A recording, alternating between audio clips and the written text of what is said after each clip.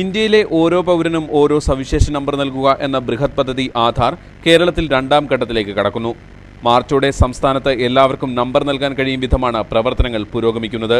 5 വയസ്സ് മുതൽ മുകളിലേക്കുള്ളവർക്കാണ് ഫോട്ടോ പതിച്ച 12 അക്കങ്ങളുള്ള വിവിധോദ്ദേശ തിരിച്ചറിയൽ നമ്പരോടുകൂടിയ ആധാർ കാർഡ് നൽകുന്നത്. വ്യക്തികളെ സംബന്ധിക്കുന്ന പൂർണ്ണ വിവരങ്ങൾ അടങ്ങുന്ന കാർഡ് ഔദ്യോഗിക ആവശ്യങ്ങൾക്കും അന്വേഷണങ്ങൾക്കും ഉപയോഗിക്കാം. രാജ്യത്തെ ഏതൊരു പൗരനെയും അനായാസം തിരിച്ചറിയാൻ കഴിയുന്ന 12 അക്കമുള്ള ആധാർ കാർഡ് സ്വന്തമാക്കുന്നതോടെ വ്യത്യസ്ത തിരിച്ചറിയൽ രേഖകൾ എടുക്കുന്നതിലൂടെ പൊതുജനങ്ങൾ ഇന്നനുഭവിക്കുന്ന ബുദ്ധിമുട്ടുകൾക്ക് പരിഹാരമാകും.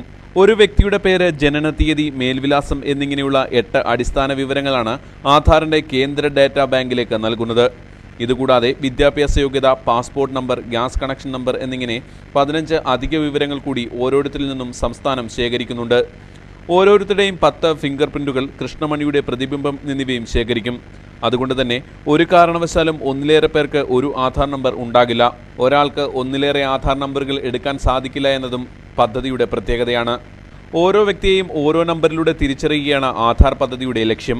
ഈ 12 അക്ക നമ്പർ ഇന്ത്യയിൽ ഒരാൾക്കേ ഉണ്ടാകൂ. അതൊരിക്കലും മാറ്റം ചെയ്യപ്പെടുകയോ നശിപ്പിക്കപ്പെടുകയോ ചെയ്യില്ല. സർക്കാരിന്റെ സഹായം ആർക്കൊക്കെ നൽകണമെന്ന് ഏറ്റവും എളുപ്പത്തിൽ തിരിച്ചറിയാനാണ് ഈ നമ്പർ ആദ്യഘട്ടത്തിൽ ഉപയോഗിക്കുക. നിലവിൽ ഓരോ വ്യക്തിയിൽ നിന്നും 8 അടിസ്ഥാന വിവരങ്ങളാണ് ശേഖരിക്കുന്നത്. ക്രമേണ ബാങ്ക് അക്കൗണ്ട് മുതൽ മെഡിക്കൽ റിപ്പോർട്ടുകൾ വരെ ഈ നമ്പർ ഉപയോഗിച്ച് കേന്ദ്ര ഡാറ്റാ ബാങ്കിൽ ചേർക്കാൻ സാധിക്കും. ഭാവിയിൽ ഒരാൾക്ക് ഇന്ത്യയിൽ ജീവിക്കാൻ ആവശ്യമായ സമസ്ത രേഖകളെയും പ്രതിദാനം ചെയ്യുന്ന നമ്പരായി ആധാർ മാറും. ആധാർ പൂർണ്ണ നിലയിൽ പ്രവർത്തനക്ഷമമാകുന്നതോടെ വിരലടയാളം യന്ത്രത്തിൽ കാണിച്ച് പണം കൈമാറ്റം ചെയ്യാൻ പോലും സാധ്യമാകുമെന്നാണ് പറയപ്പെടുന്നത്.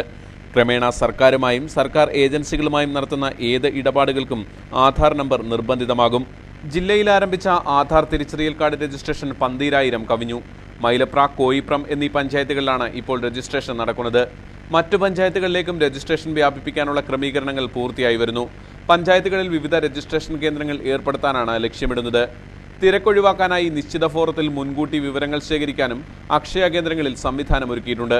സൗജന്യമായി ലഭിക്കുന്ന ഫോറം ഇതിനായി പൂരിപ്പിച്ച് നൽകണം.